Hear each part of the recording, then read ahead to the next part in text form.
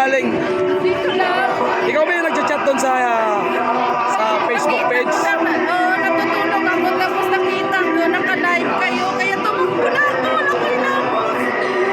Isa, nandito na ako. Galing, ma'am. Nakapirma ka na, ma'am. Baka. Yeah. Picture lang kita. Mawakan mo, ma'am. Nasaya ko. Nandito sila sa Novaliches. Thank you sa suporta, ma'am, ha? Ma'am, anong mensahe mo kung nandito si Tatay Digong? Ano, Nay? Magpapalakas ka. Marami ka na Nay. Sana makauwi ka na ngayong Pasko. Kaya nga, ma'am, eh. Thank you, ma'am. Emotional talaga si ma'am. Na-appreciate namin yung nagawa mo sa Pilipinas. Napakainga. Sana makauwi ka na tayo. Ang dami naghihintay sa'yo. Salamat sa mga nagawa mo. Salamat sa pag-ano mo sa mga Pilipino. Malasakit mo sa amin. Sobrang napiktuhan ako nung dito na kanila sa lalim.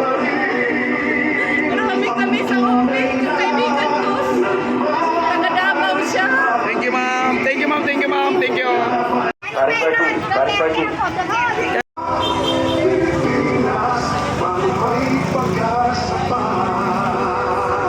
Mama. Thank you, sir.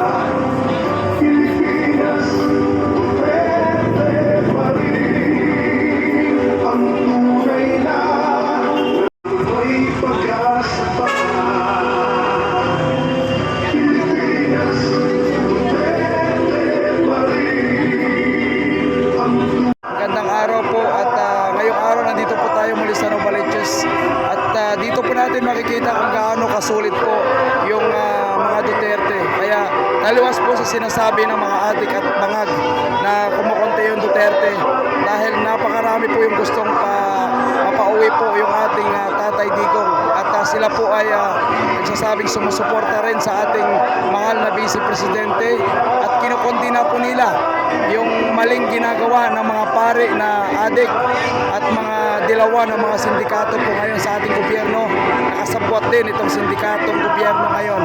Kaya mabuhay po ang mga Pilipino na nakiisa po, mga kababayan natin.